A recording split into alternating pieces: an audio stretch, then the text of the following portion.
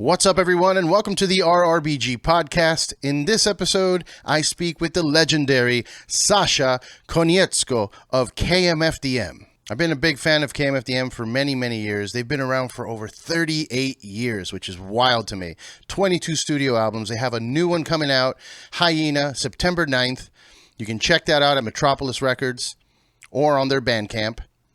We talk about the creation of that album. We talked a little bit about society and oppression and technology advancements. We talked about tour, which they are about to go on tour, their favorite cities to play in. We talked about some of their older albums and their past successes. It was a really, really great conversation. I hope you guys enjoy it. Make sure to pick up the album Hyena on September 9th. Make sure to follow them at KMFDM_official on all the things. If you like this video, make sure to hit the like button down there or leave a comment. Subscribe to the channel. All the little things we have to do to fight the algorithm. Please help us out. And if you get a chance, check out our Patreon page. Go to patreon.com/RRBG and support the podcast.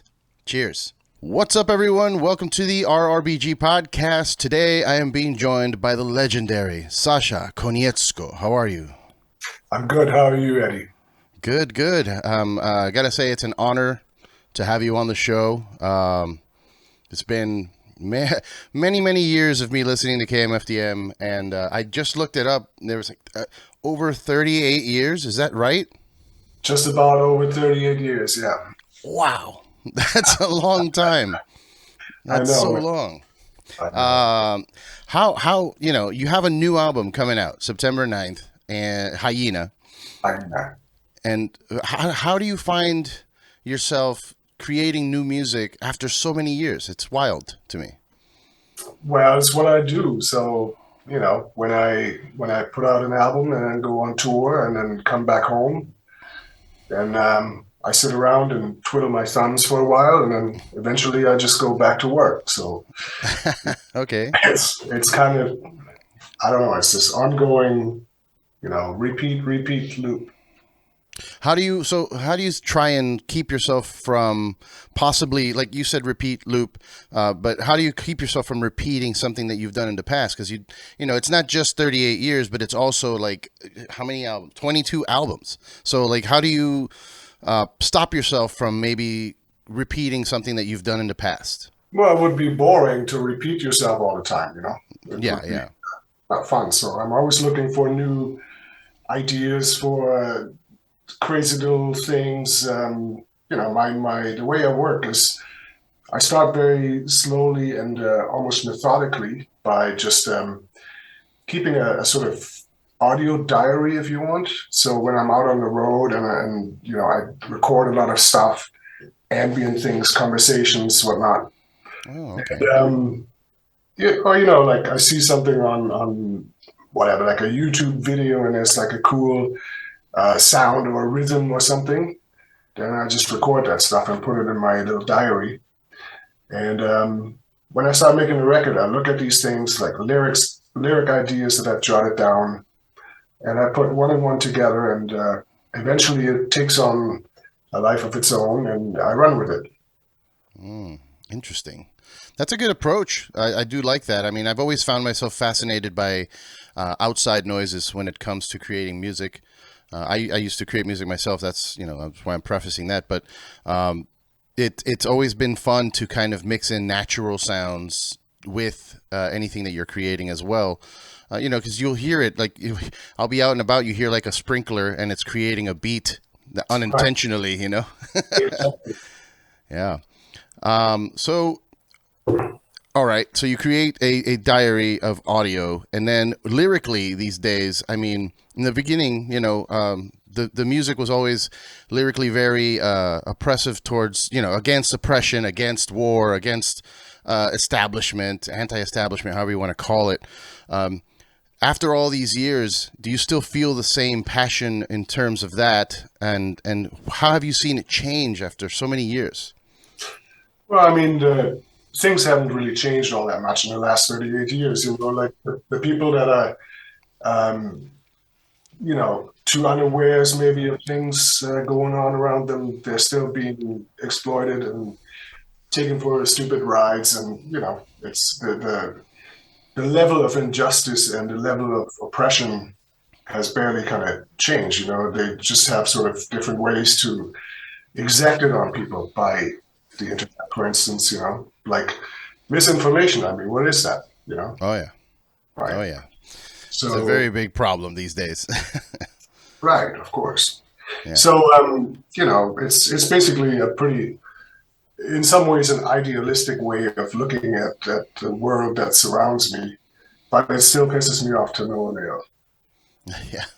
Yeah, it's wild. It feels almost like it's weird. It's a weird statement to say that it's getting worse because, life essentially is getting a little better in terms of our access to things, our access to information, but also our access to misinformation. With the internet, anybody can just post whatever they want on Twitter or TikTok or YouTube, and then somebody is going to watch that and go, oh, wow, that's reality. And, we just get lost. Right. I mean, it's basically every kid nowadays has the wisdom of the entire fucking history of mankind in their back pocket. Mm-hmm. Mm-hmm. So it really takes away from trying out things. Basically, everybody knows or thinks that they know everything, but in reality, they have not tried out anything at all. They just sort of think they can look at their phone and okay, I know how to do that. But you don't. You just don't. And it's like, for instance, the quality. I mean, obviously, the quantity of new music that's being spewed out on all channels on the internet is massive. It's like 1,000, 10,000, million times what it used to be back in the mid '80s or so, because everybody can make music. But if you listen to this stuff, it's very little quality. Mm-hmm. And it's also interesting that the younger generation likes. They like to listen to music in this sort of MP3 format that, in my ears, really hurts, right? But Very compressed. Yeah, there was a very interesting experiment conducted by some sociology professor in Austria, I think, confronting younger people with hi-fi recordings and with like iPhone recordings, and pretty much everybody preferred the low quality stuff. They were like, hi-fi, it's so weird. And when it comes like this, it's sort of like, what? That's weird. So yeah, the times are changing massively, but the root of all evil is never being addressed, really. And what would you say that is for you? Like, what would you define as the root? Because the classic statement is money is the root of all evil. But do you believe that, or is there something deeper? It's organized misinformation. For instance, religion. Yeah. It's it's the paid for media, the media that's being bought by political parties instead of independent media, which is more and more kind of pushed out of the market. Everything that you watch on any sort of news outlet, that someone paid for it, and that it's bullshit. So rest assured that what you read, what you hear, is all like, it's crap. It's fake. It's filtered through so many hands and so many people, and Right. I try not to upset too many people with what I say, but I have friends that are very religious, and I try to explain that to them. Like, they swear by the Bible. The Bible is the word of God, and that's what I'm going to do with my life. I'm like, but that Bible was written by men, like years and years, and it's been passed down, and other people take it and change it so that it fits their narrative. So, like, how can you trust that source? If we don't have there isn't a Bible that we have in our possession that we know came from God. You know what I mean? It's all from men. So I don't understand. I don't have a problem per se with people that are just very religious. I think everybody is totally entitled to, think and do and pray to whoever they want. It's just this sort of mandatory bombardment with religion, like for instance, where I live, it's kind of normal that kids go to Sunday school and then get either communion or confirmation. And I asked my daughter, she's 14. I said, "Do you want to, like, your friends are doing this? They're going to Sunday school." She was like, "I'm not going to Sunday school." And well, she doesn't believe in God, and that's her choice.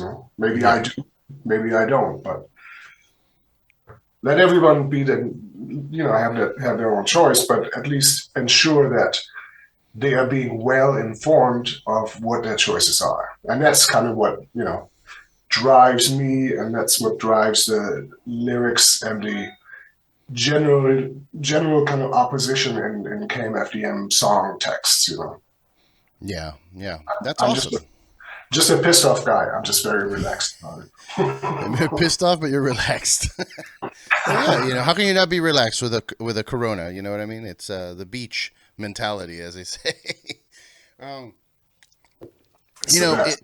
it's interesting to me that like I was saying, that times really haven't changed, but like for example with religion, I felt that we were, as a collective, as a human race, we were moving away from religion, or at least not being so fanatical about it.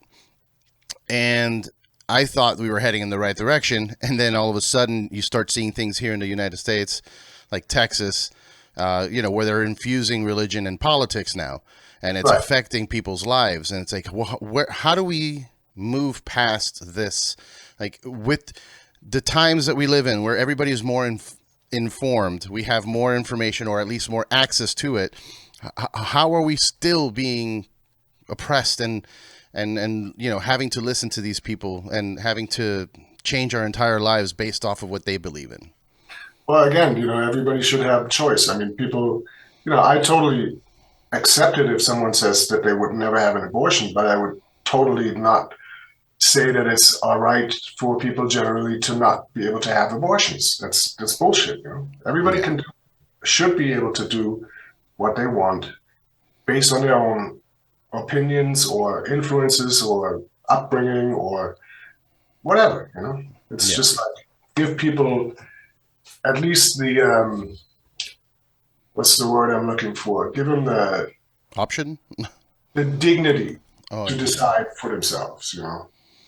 Yeah. So I think Well, we got a little heavy right off the bat, but I want to bring it back a little bit. I'll bring it back a little bit to the music.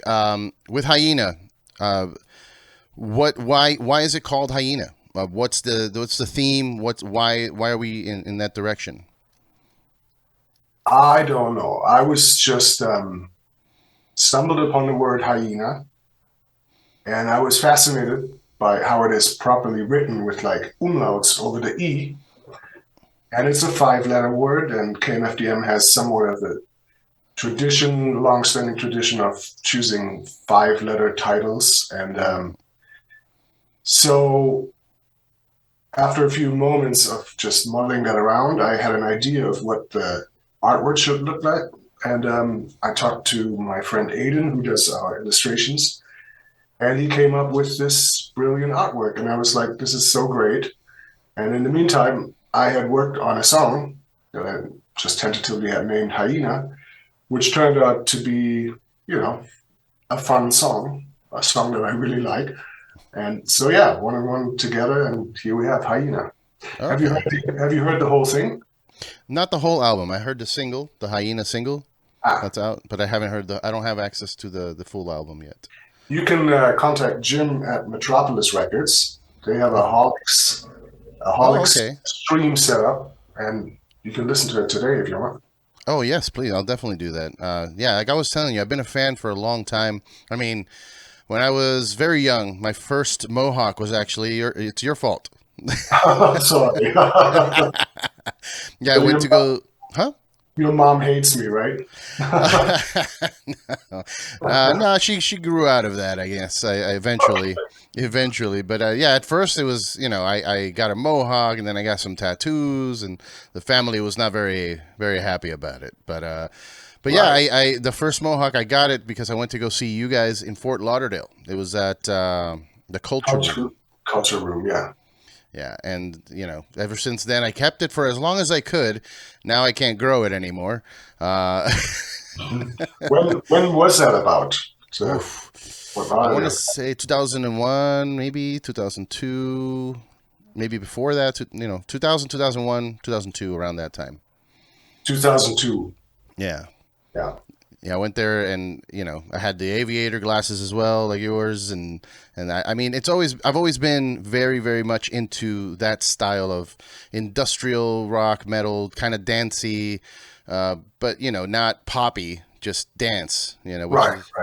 Which is weird because you don't think of, when you listen to industrial or you listen to like metal or rock music, people don't automatically associate it with dancing, Right. but I've always been obsessed with being able to express myself physically like that, like the jumping around, dancing. There's the slam dancing, the moshing that people call it.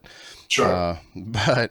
But so these days, I felt that when you guys were, I guess, peak popularity in the 90s, when your music was on every soundtrack, for my favorite movies and everything like that, I felt like that was a movement towards, when I was at that age, I thought that music was going to be the future of music. Like all music's going to be industrial or electronic, but it didn't end up going that direction. Why do you think that happened? Well, in a way, it still was the future of music because really, not that much has changed. I mean, if I think about it, when we play shows, we have people that are my age that are KMFDM fans from the very first startup beginnings, and and then we have kids that are like 14, 15 years old, and I sometimes talk to them and I ask them, like, how come you like this music? And they go like, I don't know, but I got all your records. Or some say, I know you through my father or my mother or something. Mm. But there's a constant sort of new generation coming, which is obviously a really nice thing to happen. I mean, I would hate it to play in front of old farts like myself, And then just standing there like smoking. Like, Everyone's tired. Everybody's just drinking and chilling. Yeah, it is weird because you do need that energy from the crowd as well. A lot of, I get upset when I go to a live show and I see the band really putting out this intense performance, and then the crowd's just kind of standing there, or perhaps on their phone, filming the thing on their phone. It used to be like that only in Amsterdam, but nowadays it's like in Denver and San Francisco. The crowd is just standing there, totally. Do you think that's because everybody's high in Denver? I'm just. No, I mean, what was the original question was like the future of music, right? Oh yeah, yeah. So yeah, I mean, in sort of our broad genre of music, really nothing all that much really has happened since the 90s. There's still the same bands around. Everybody still loves them, goes to them, like Mitzrayab or whatever, Sisters of Mercy or something. But the overall future of music, I don't know. I mean, I don't listen to mainstream music much. I mean, my daughter is sometimes playing stuff in the car, and there's things I, really like. And there's stuff that I just don't really understand. I mean, like. Well, give me an example of one that you have liked, something new that you're into. Well, I went to Ariana Grande concert with her. Okay. And I was completely impressed. I mean, I always thought like that's all fake. They don't sing, they don't really do anything. But man, there was like some real talent there. It was real talent. It wasn't exactly my style of music, but I found myself afterwards checking, Ariana Grande song here or there, because nice. Okay. She's cool. Makes good music, and I don't know. I mean, there's this German rap culture that's very predominantly going on here. Really? Which is really terrible. I mean, it's it's like these wannabe gangster types, and it's just laughable. So when she listens to something like that, I'm like, nah, I don't get it, man. Come on. Yeah, just getting a face tattoo does not make you a gangster. Sorry. Like little white kids from Hamburg, like toting guns and shit. I'm like, come on, man. Yeah, it's weird. It's weird. So, well, I wanted to say you should probably get Ariana Grande on a song. That wouldn't be impossible, actually. Yeah. I'm good friends with her record company boss, so Well, there you go. I mean, that's the kind of stuff that draws attention these days. I've noticed, when people do collaborations that are kind of out there, that people are like, what's going on? It's just, that's the world we live in now, where it's still shock value like we were back in the 90s or 2000s, but it's a different kind of shock. What was that collaboration recently in the sort of industrial scene that really shocked me to hear about? It was Ministry. Oh yeah, Ministry. Ministry and someone. Let me see. I will look that up right now because I want to know too. I know I saw like Cradle of Filth doing a song with somebody that I was not expecting. Ministry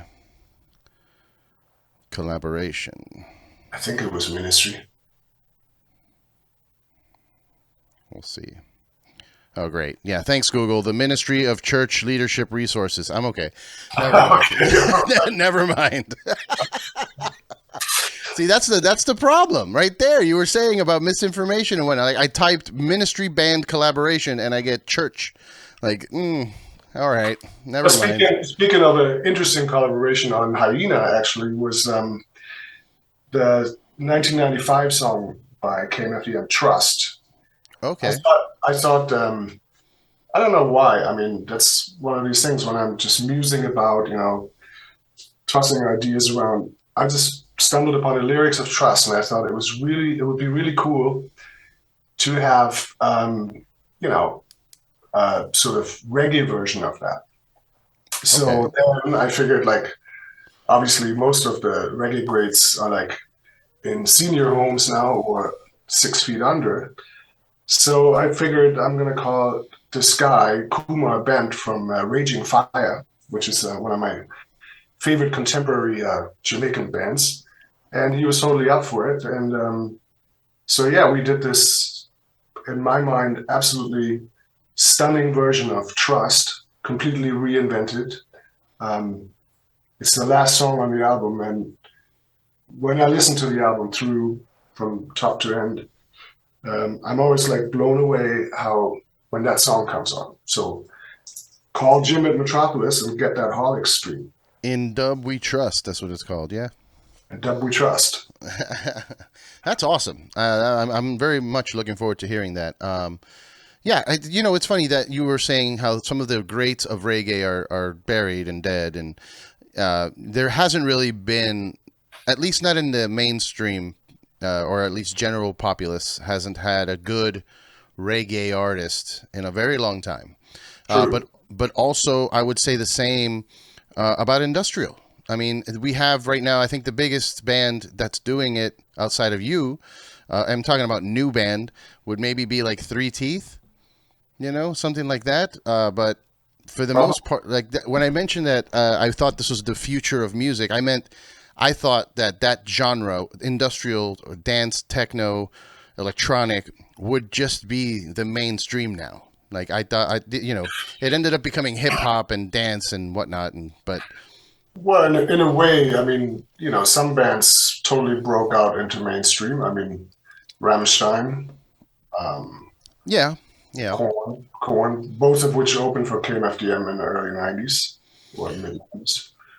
But I wouldn't call Korn or Rammstein like industrial. I mean, Rammstein's got industrial elements, but I still consider them more of a metal band. Right. I mean, in Germany, it's like mainstream pop. It's on the radio all the time. Rammstein? Yeah.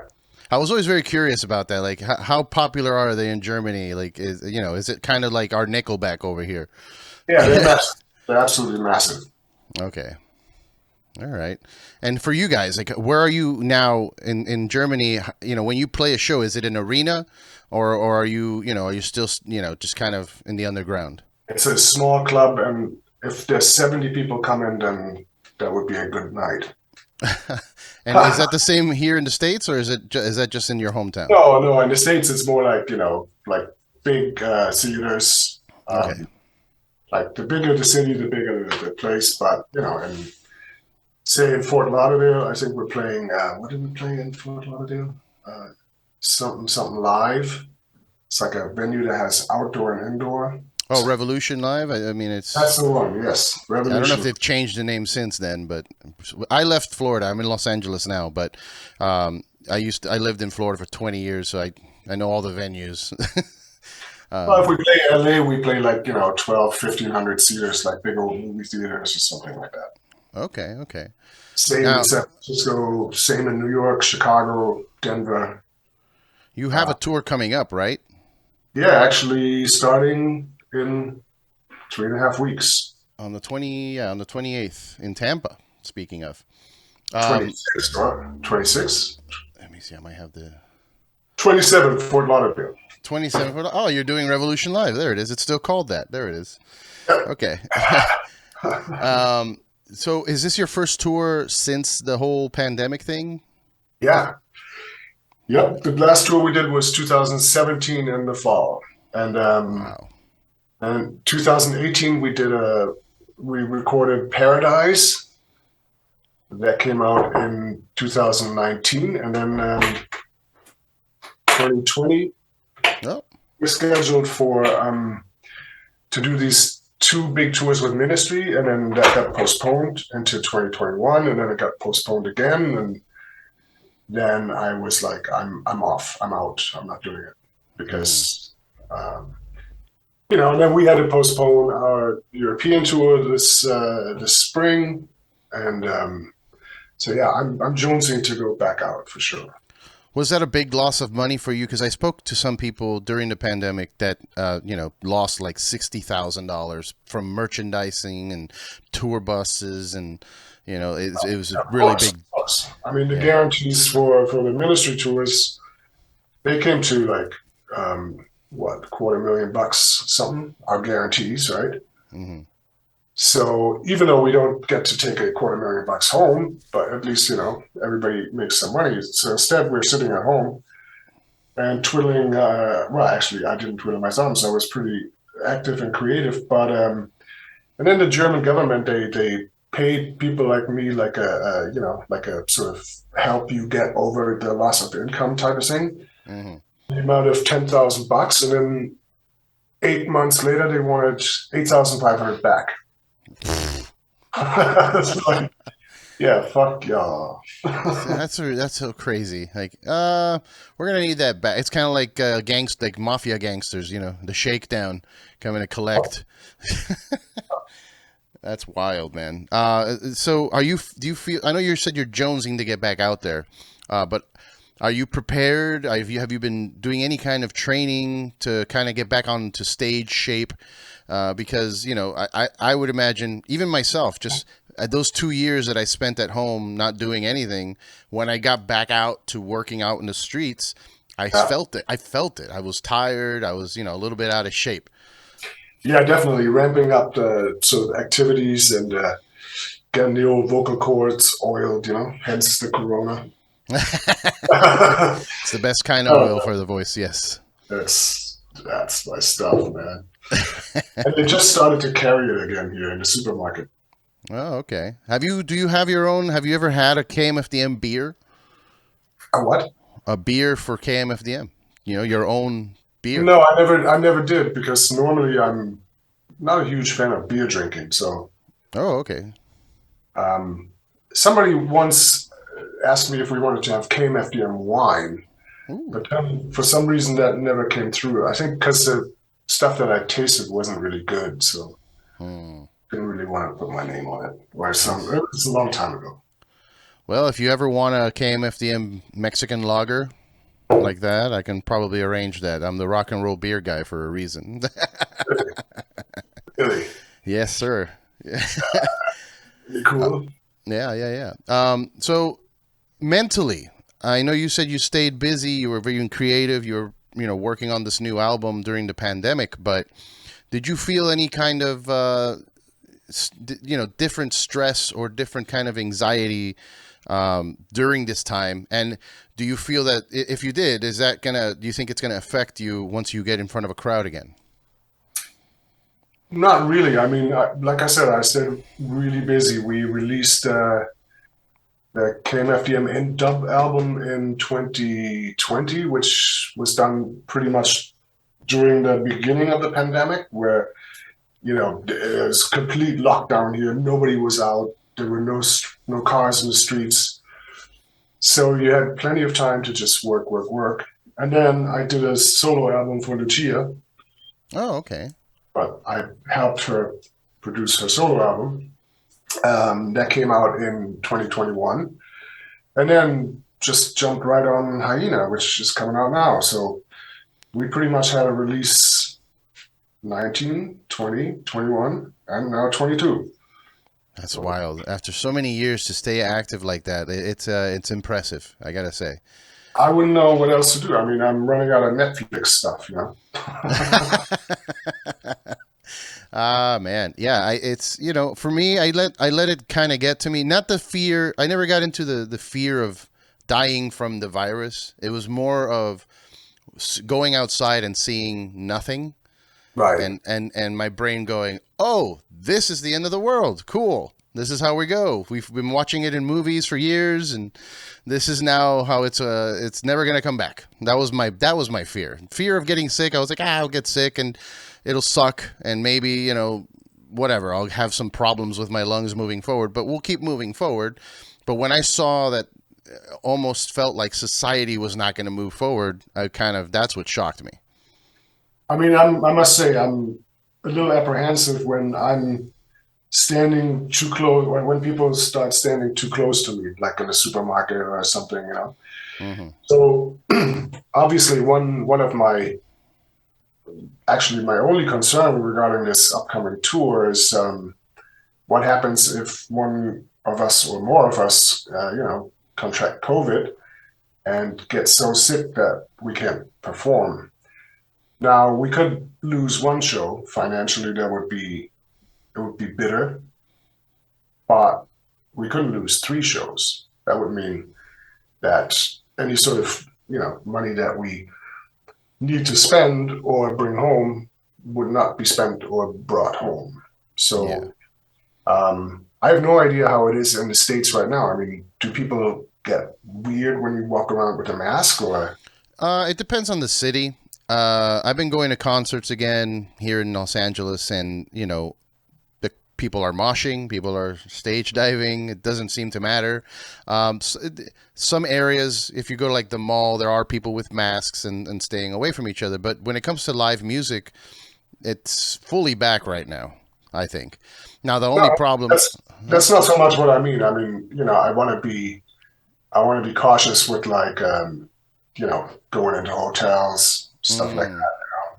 So they don't really care anymore. It's weird because it's still very much around. The virus is still there. It exists, but I work in the streets now. I work selling beer in the streets as well, and I go to restaurants and bars and hotels, and it just there's occasionally, out of 10 people, there's one person with a mask and they're being careful, but everybody else is just kind of doing their thing.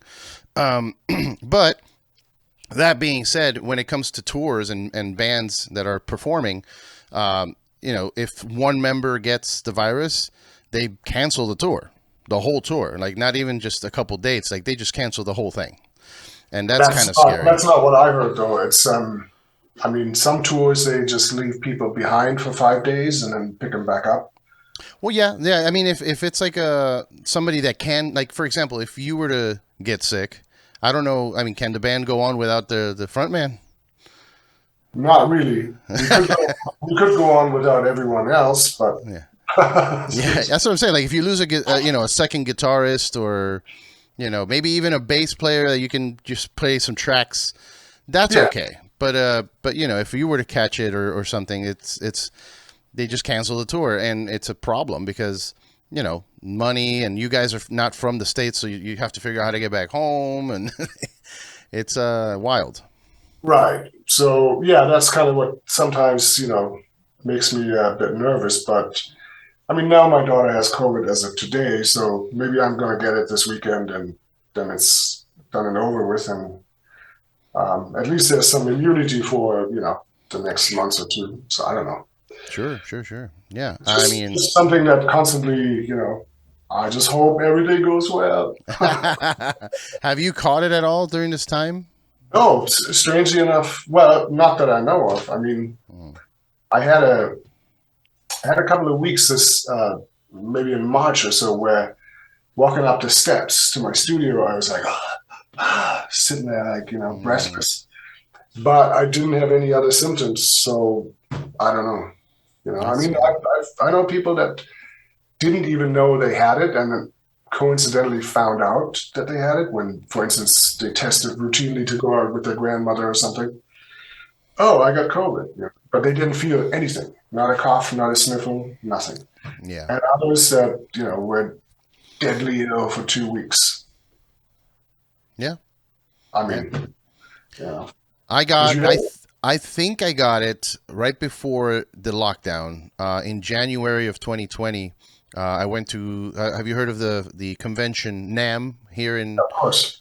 Yeah. So I went to NAMM, and it's crazy. There's a lot of people from different countries, and everybody shaking hands. And I'm an alcoholic, so I had a flask with me of whiskey, and I'm like passing it around to people.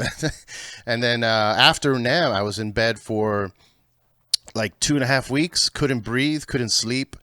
Coughing, couldn't smell anything, couldn't taste. I thought it was just a really bad flu, but then like 2 months later, they're like, "Oh, by the way, this is a thing, and we're shutting down everything." So I think I caught it back then, but since then I haven't gotten it again. And have you been vaccinated? I have. I did. I know that it's, some people judge me for it, but it's like, I don't, I'm Cuban, we have 32 vaccines placed in our bodies before we are, able to say words. So Same here. it doesn't matter to me. Like, just pump me up with enough stuff to let me do my job and go out and enjoy life, Absolutely. Yeah. I don't understand why people wouldn't let themselves be vaccinated because, like you said, in order to go to school, you have to be vaccinated against measles and this and this and this and that and smallpox and crap, So Yeah. Where does this anti-vaccine stuff come from? It's another one of those, strange right-wing kind of Bill Gates is controlling us. Yes. Because he's not already doing that with our phones and our computers. Why Bill Gates? Why Bill Gates? I like Bill Gates. Yeah, I mean, that's what people don't understand. Like, I hear that they're going to track us. I'm like, you have a cell phone. It has GPS tracking on your phone. You don't understand. You're already under someone's control. What are you talking about? Totally. But you were saying, like, where does this anti-vaccine come from? And it leads us right back to the beginning of the conversation. It's misinformation, and it's people taking that. It's weird. People taking that mentality of your early music, the whole anti-establishment, oppression, but kind of misconstruing the whole message. Like you see, I've seen it in the news where there's like right-wing Republicans singing Rage Against the Machine songs, and they don't understand that right. Music was made to go against that. Right. So it's weird. People have like kind of flipped the whole script on that. I was talking to someone yesterday that, I was doing an interview with, and they just probably didn't know enough English or something. They got the whole interpretation of what the album is and what it means, and they got it all wrong. And I was just like, oh man. I mean, yes, art is supposed to be up for interpretation to a certain degree, but when it comes to stuff like that, like, how do you not understand that? You would never see a painter explaining their paintings. I mean, that would be, So, yeah. So I was just like, yeah, right. Okay, you got it. You got it. Yeah, and I don't know I don't know if we can fix this too. I don't want to be all doom and gloom and sad, but there isn't, like you said, nothing much has changed in 38 years. Like, yes, we have more freedom to do whatever we want on the internet and, create or whatever. But aside from that, like, we're still dealing with the same kind of system, the same cycle over and over. And I don't think it's going to, like, how do we fix it? There's no fixing. And, I used to be very, very gung-ho about, let's go out there and let's march and let's protest. And, I want things to change, but nothing ever changed. And I just got so tired that they won They won the battle because I can't fight it. Right. So hey, you being Cuban and in your black beans and rice, do you put green bell peppers? Ooh. So traditionally, yes. Nowadays, I'm 40. My body decided I can't have peppers anymore. Okay. Yeah, Not yeah. hot ones. I mean, just a regular green Yeah, mild. yeah, bell peppers. Yeah, no, I can't have any peppers. No hot, no green, nothing. It just gives me stomach problems all day. So Gotcha. yeah, it sucks because I like them, but it's what's weird is there's traditional some of the traditional things like the ground beef picadillo that we have. My family used to put raisins and olives in it, but a lot of people don't like that. They think it's weird. I think it's great. Yeah, it's funny. That's also one of the reasons. You mentioned me being Cuban. Like that's one of the reasons I got into your music and into a lot of like Atari Teenage Riot and that kind of stuff. Because my family and the way that the being raised in this communist kind of oppressive dictatorship. That you feel this natural want to get out of and free and like rebel.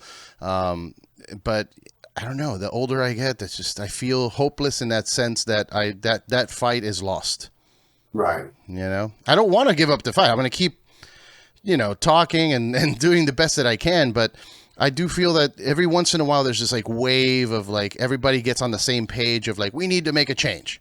Like, Right. when Ron Paul was running for president out here, everybody was like, yeah, the revolution is here. It's like, maybe. I don't know.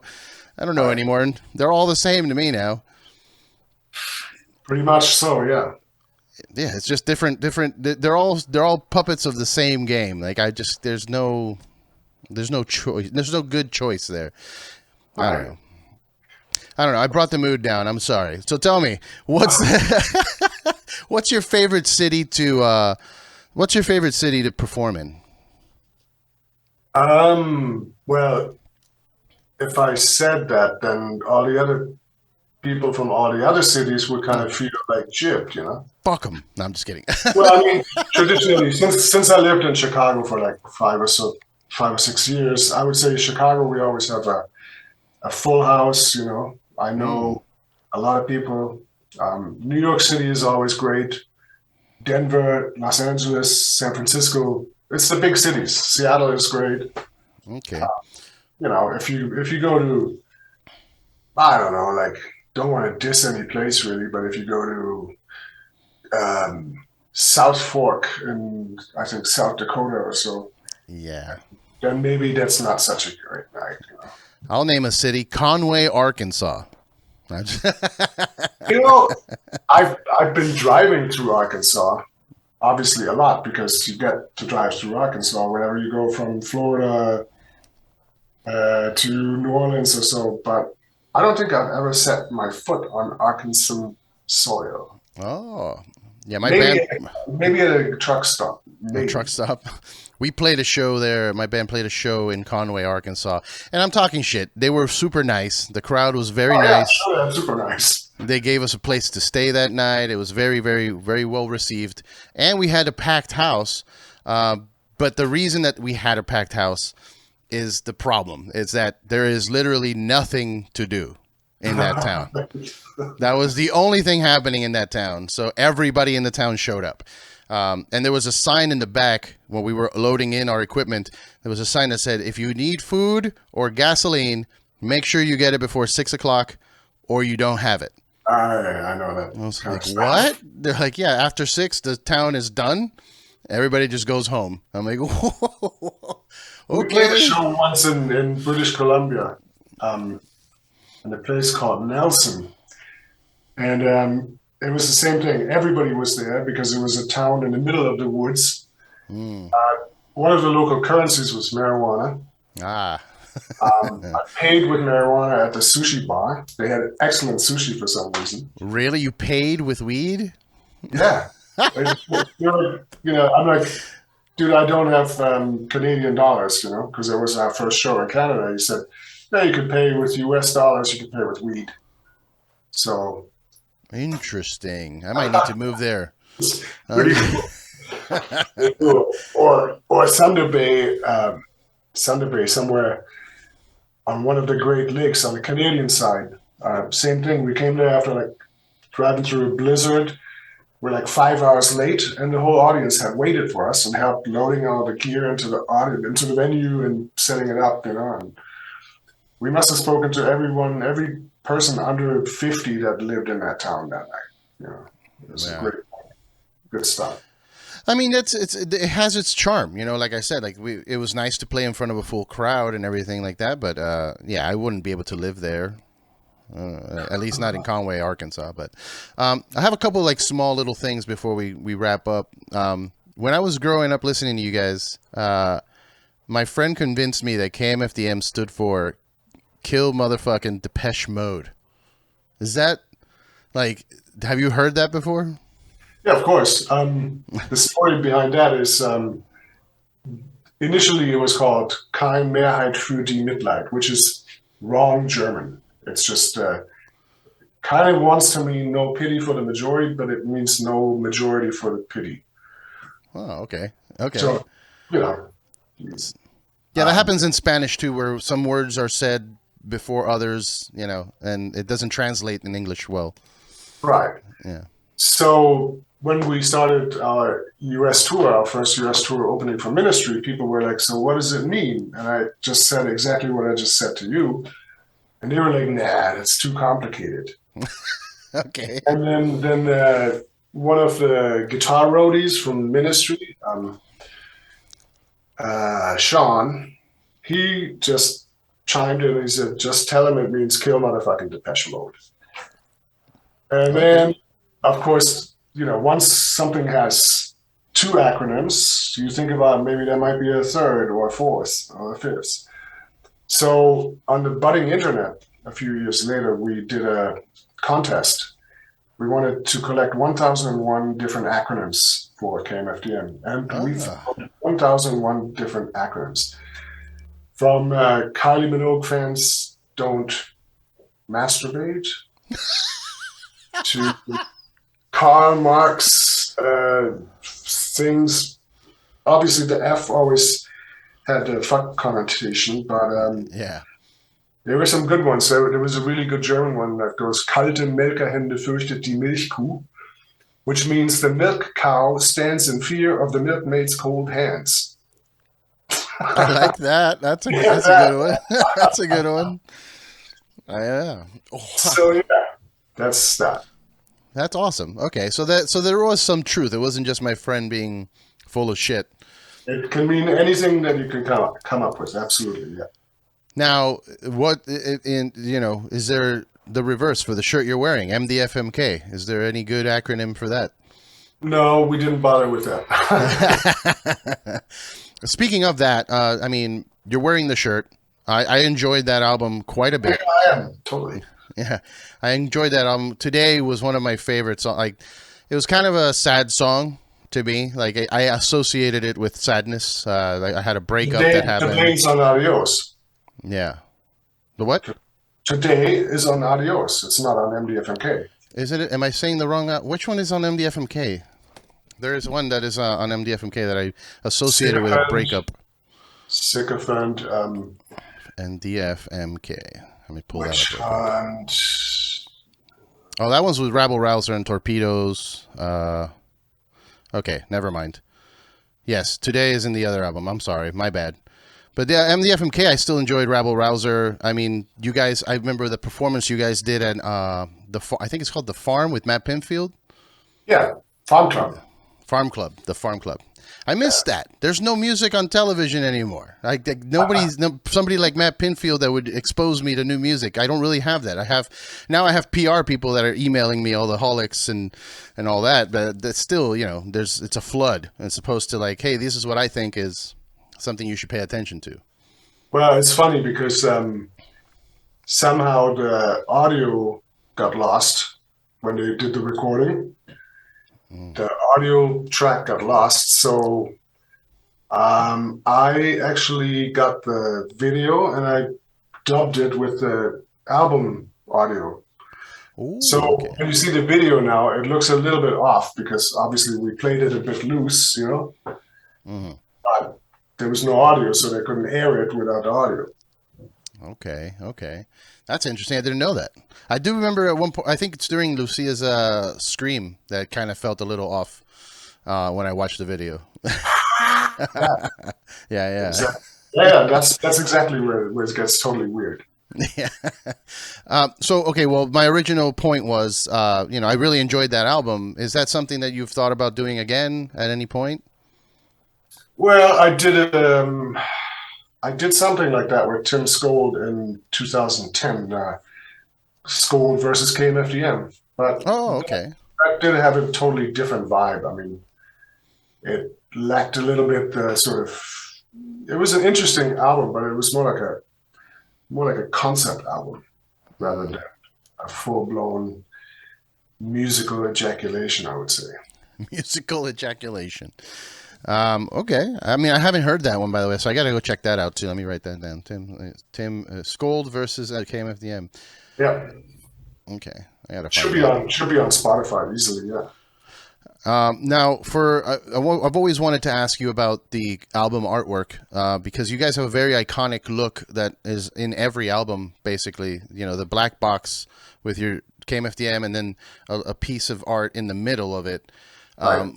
Why, and how did that come about? Because that's actually how I found the band. I don't know if you remember an old service called Columbia House. Yeah. So Columbia House had one of your records, and I saw that artwork, and I was like, "Ooh, I'll get that." And I checked it out, and that's kind of how it all happened. Yeah, that came about. That came about. Um, I think on the first, or no, not on the first, on the second or third single. A friend of mine here in Hamburg, a graphic designer, he saw the illustration and he looked at like how it looked on the very first album on What Do You Know Deutschland, and he said it would look much stronger if it were like in a black box. And so I let him do it, and it looked great. And so we just continued with that. The one guy did the illustrations, the other guy put the type and the whole thing layout together, and that became the thing. And I instantly realized this is absolute 100% positive branding. This Oh is yeah. it's people totally recognize it. And then for the Nile cover, actually, ironically, the second best-selling KMFDM album of all time, I had not been in touch with the illustrator guy, and I was living in Seattle at the time. So you know Bill Rieflin, who that is, right? Ministry drummer Bill Rieflin. Oh yes. Okay. Yeah. So Bill Rieflin's wife, she was an artist, so I had commissioned one of her paintings for the album art. And then the day after it came out, the illustrator is calling me and he says, "I'm in Seattle." And I'm like, "Where in Seattle?" He says, "I'm at this address." I said, "Step out of your front door." And there he stands, right? Like, pretty cool for me. How Wow. cool was that? He moved from London to Seattle, and I had moved from Chicago to Seattle, and we ended up three houses down. Like, what the fuck? That's wild. That's That's wild coincidences. oh yeah. So okay, so you said Nihil's your second best, which is, and I mean that's the one that had Juke Joint, and that's like that was the one that was in the soundtracks. Like that was a Right. big deal. So what's number one then? The one after it, Extort, that sold a couple of 25,000 more than the Nihil. Oh, okay. Do you think that's because of how well Nihil did? At No, I think Extort I think Nihil was an album that really happened at the right time. Like, everything in KMFDM was a combination of just being at the right time, at the right place, and sheer luck. So Nihil was the thing that kind of opened the doors, and Extort, I think, by the quality of Extort, I think was better. I think it was more appealing to, maybe not more appealing. I don't know. Maybe it was because of Nihil. I don't know. I don't analyze these things. I remember like I wanted to do something very different on Extort than what we did on Nido, and I did.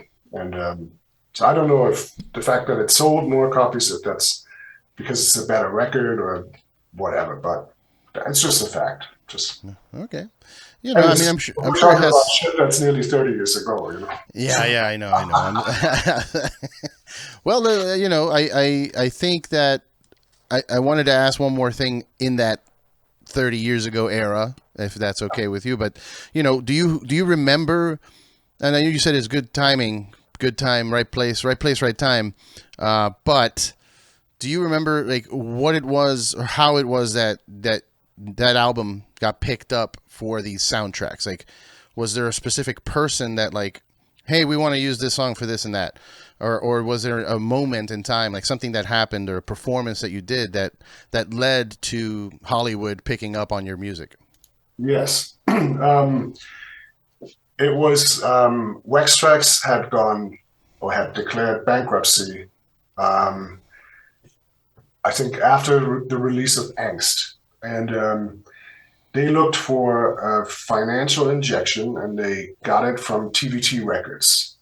And TVT Records had a year or two made it big with Nine Inch Nails as his first album. So they knew exactly the channels to use to get placements for this kind of music. So they were like a record label that dealt with like, you know, television music, like, you know, some shows from the 50s, like soundtracks, you know, melodies, whatnot. So they landed this huge hit with Nine Inch Nails, and they just went into the same channels and they just bombed the fucking thing out there, and everybody just bit, you know.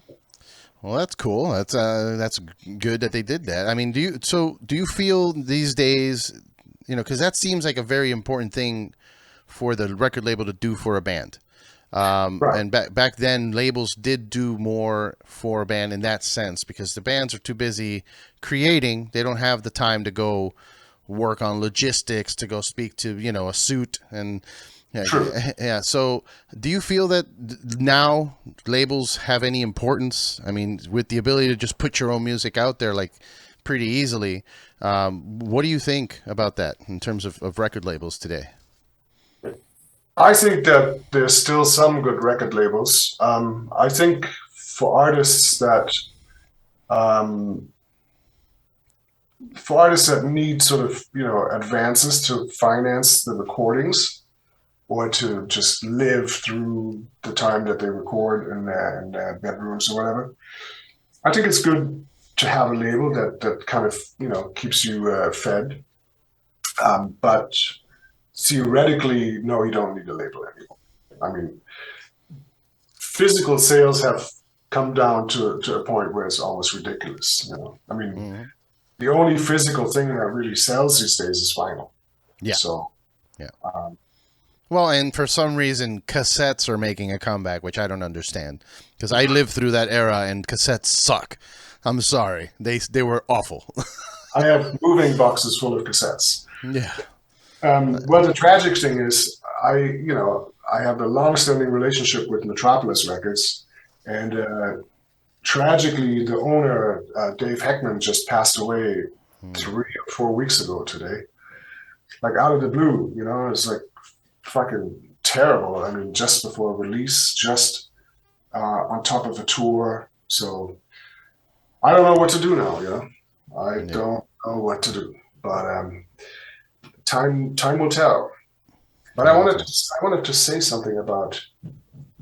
I wanted to say that when Juke Joint Jezebel blew up like that, when Nihil blew up like that, there was a moment that I had to make probably the hardest decision in my career with KMFDM, because I felt really threatened by the prospect of becoming sold out, not selling out myself, but becoming sold out. Because for TVT, obviously, like for every record company, The only thing that counts is money. They don't care about the product. They just care how much it returns, right? Yeah. So I had to say no to a lot of propositions that were put in front of me because I had to really think about, do I want to take, what, $10 million right now and then go like boom and boom, bam, and over, or do I want to continue on my path, on my own destiny? And I chose the latter. So I feel good about that. I could have made a shit ton of money in those days. Everybody was just like basically rolling out the red carpet, KMFDM, please. And I was like, no, thank you. That's awesome. It's difficult. It's a difficult choice because money is very appealing. It was very. And I got a lot of flack for it, and ultimately, that was one of the reasons why a few years later we just basically disbanded the then formation. Because it became impossible for me to work with people that just always went like, "You should have taken that money. We would have all been rich." Yeah. Yeah, it's a difficult choice, but I think you made the right choice because you stuck to your art. Because it would be very disingenuous for, you guys with the message that you were putting out to now be doing commercials and exactly all that stuff. It's a weird thing. I've always had a hard time with that mentality because I grew up, industrial punk music, kind of like DIY, do it yourself, and don't worry about this. But then also, as you get older, money gets very appealing. But you don't want to sell out. It breaks you internally. You'll have $10 million, and then, you'll have a fancy lifestyle for a few years, but then you'll be sad and empty inside. Well, interestingly enough, 5 years after that, I signed with Universal for MDFMK, and after about 1 year on Universal, I was like, "Can I please get my papers and let go? Can I please fuck off?" And well, we were good friends with those guys, and they said, "Here's your papers, no option, you're free to go." So that was great. That's cool. That's cool that they were willing to do that. Some people, they just, they get vengeful and will just shut you down completely. But I'm glad that they gave you that freedom to do that. Well, we're at an hour, over an hour. I don't want to keep holding you back. Wow. Yeah, time flew by. It was the fastest hour of the day, man. Well, it was a real honor. Like I said, it's an honor and a pleasure to talk to you. It was all my pleasure, really, Eddie. Are you guys, you're not coming to California on this tour, are you? Nope, we're coming to California in mid-May next year. Mid-May. Okay. Well, I'll definitely keep an eye out because I would like to come see you guys. It's been a long time. That's actually, that show that I saw you was the last one. The one in 2001, 2. That was the last time I saw you live. So really? It's been a long time since I've seen you live. So I'd love to see that. But where can people pick up the album? Like, is there a website that you can go to just get the pre-order the album? Is it going to be on vinyl? It's going to be on vinyl, but production on vinyl is always running behind. So maybe at Christmas time, something like that. Okay. They can pick it up metropolis-records.com or Bandcamp KMFDM, I guess. Okay. The usuals. KMFDM.bandcamp.com, yeah. And so when you do this tour in May, you said, is there any band current that you would like to have on that tour package with you? You mean for the tour in May? Mm-hmm. It looks like we're playing 1 or 2 festivals, and then doing a quick run halfway up the West Coast from LA, Ventura, San Francisco. I don't know. Do you have someone you want to recommend? I mean, no, that's a good question. I mean, there's, I think a good fit would be a band like Three Teeth that's got like the same vibe, but maybe that's a problem. It's too similar. I don't know. I don't know if it's sometimes only heard of 3Ts. I never heard 3Ts. So you have to check them out. Check him out. Alex is a friend of mine, so I'm not trying to talk shit, but you can tell that he's heavily influenced by you guys. Just musically, he wears similar sunglasses. He's got a mohawk, so very, very similar vibe. What's that band? They're very cool. It's a two-piece, guy and a girl. Super industrial. Ooh, I don't know if it's Health or Ghost. No. I'm trying to think who it is. A guy and a girl. I don't remember. I don't remember either. I have to look it up. But yeah, I mean, there's that, or like a band like Health would be cool to see with KMFDM or Perturbator, but he's from Europe. Something else that's electronic and dancey, but not an exact, type of genre. Right. Yeah. Well, this one we're doing with Chant. Are you familiar with Chant? I'm not. I saw that they are the band, the openers for this tour. Check them out. They're really cool. Okay, I will definitely. Very, very good stuff.